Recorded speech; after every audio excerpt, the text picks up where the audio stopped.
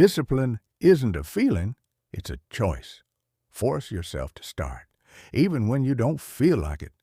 It's the first step to unlocking your potential. Create habits that push you forward. Show up even when motivation's gone. Remember, discipline is what gets you to the finish line when excitement fades.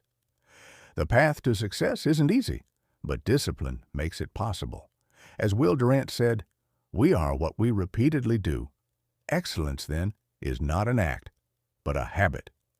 Small wins build big habits. Force yourself to be disciplined today, and tomorrow will thank you. It's about progress, not perfection. Discipline is the bridge between goals and accomplishment.